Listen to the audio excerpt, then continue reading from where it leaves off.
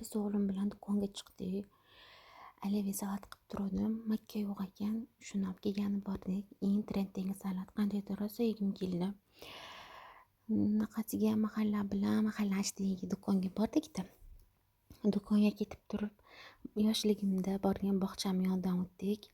Ishonasizlarmi, bog'cham hech ham o'zgarmagan. Qanday bo'lsa shunday turibdi ekan. Keyin yo'lda shunaqa qo'ylar ko'rib qoldik.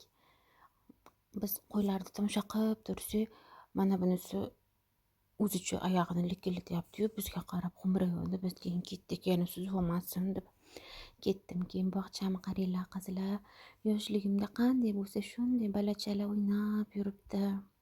O'sha paytlar baribir yoshlikka, kichkinalikka hech nima yetmaydi. Hatto mana bu zaborlarni ko'ryapsizlarmi? Zabor ham almashmaganda. Necha yil bo'ldi men bog'chani bitirganimga? Hozir 26 yoshman. Chirib ketibdi bechora zaborlar. Даже yangi kachela qo'yilmagan bog'chamizga yoshligimizda qaysi kachela bo'lsa, xuddi o'sha kachela turibdi-da, hali ham umuman o'zgarmagan.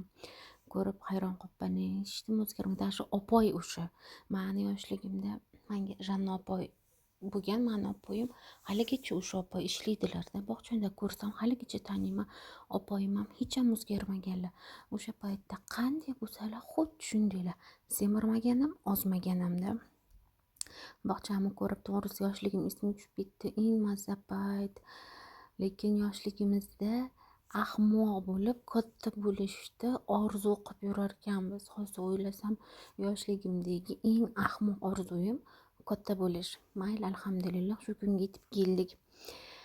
Keyin bu politexnikum bo'libdi. Hozir mana bu ko'rsatgan binoyim u oldin просто kasb-hunar kollejida. Hozir politexnikum qilib qo'yibdi. Bu yerda o'qishda qizchalar yuribdi, balachalar. Ularda ham maza payti men o'zim deyarli o'qimaganman hisob.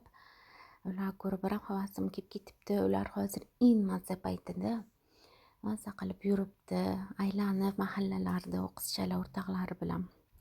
Do'kondan kerak narsalarimizni oldik. Do'konda Muhammad Solih mashina chovshab oldi. Noiloj olib berdim.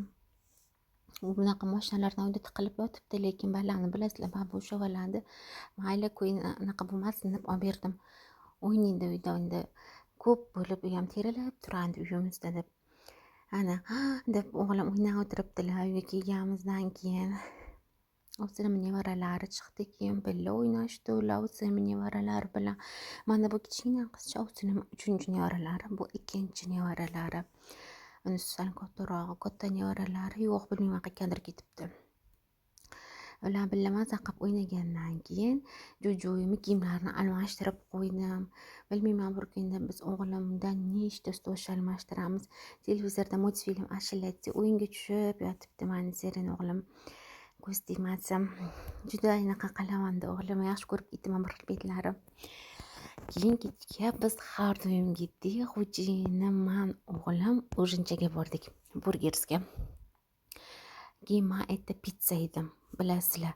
Oxiri marta bu yerda lavashni yeganimdan keyin lavashni ichidan bu yerda ham yog' chiqqan. Hech qachon chiqmasdi. Oxiri marta yeganimdan keyin yog' chiqdi. Qanaqadir quruq bo'lib qoladi. Shu bu yerda ham lavashni umuman yemay qo'ydim. Faqat pizzasini yoki burgerini yeyapman. Keldik, odam unchalik yo'q.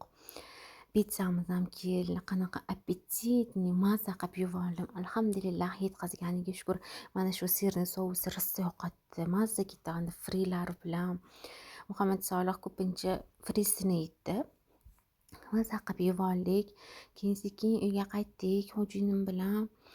Necha ko'chada ishlari bor ekan, uni bitirib keyin sekin uyga qaytdik. Muhammad Solih bo'lsa yo'lda uxlab qoldilar. Bizga obuna bo'linglar.